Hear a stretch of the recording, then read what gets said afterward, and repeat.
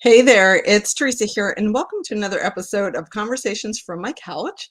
Hi, I'm Teresa Yankin. I am a leadership coach and consultant, and you can find me here every Wednesday having a conversation from my couch about all things leadership.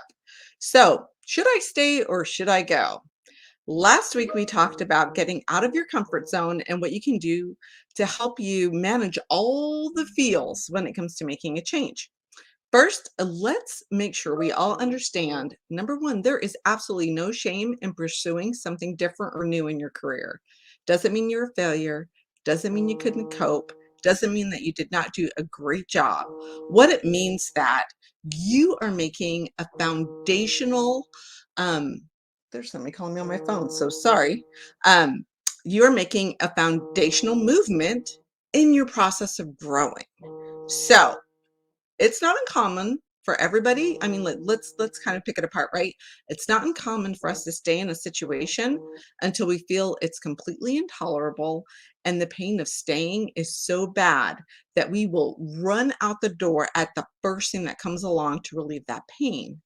Well, instead of like doing this and running out to something, stay and make a great plan. Get a strategy together to make sure that your next move is fully worth the time that you stayed and it's going to give you everything that you're looking for in your next move.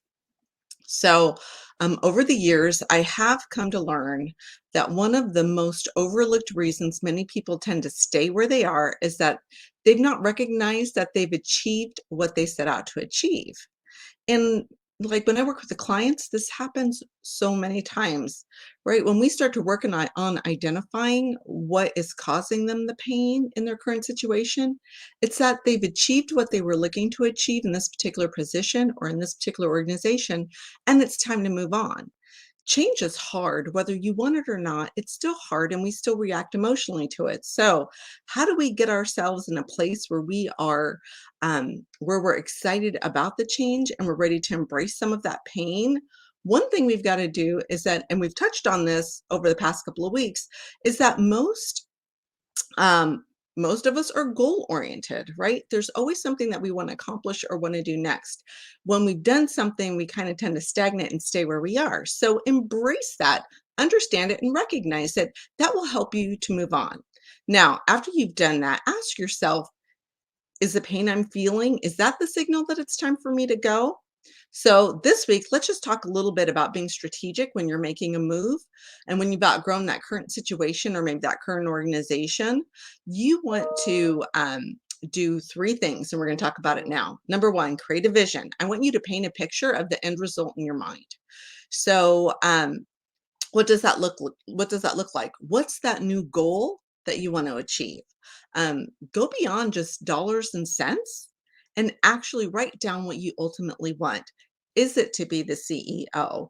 Is it to be a VP? Is it to be a director? What is it that you ultimately want to do?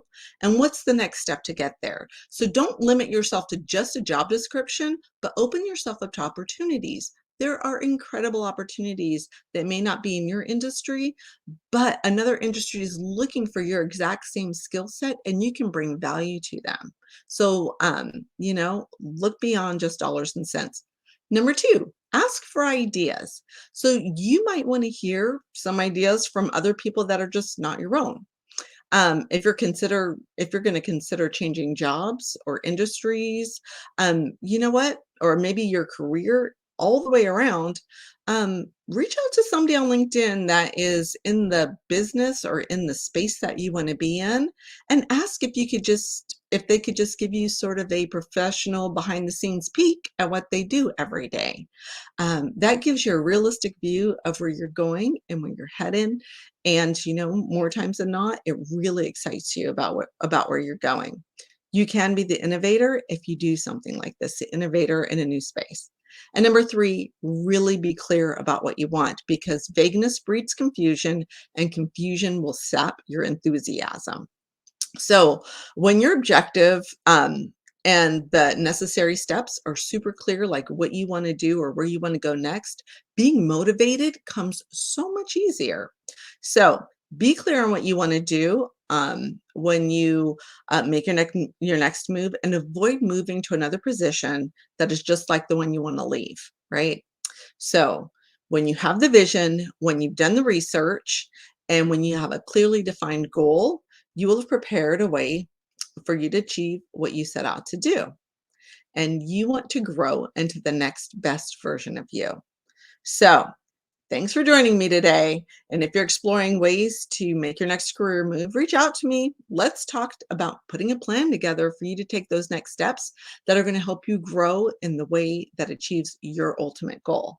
All right, guys, thanks for joining me. It's a quick one today, and I will catch you guys on the flip side next week, having another conversation from my couch about all things leadership.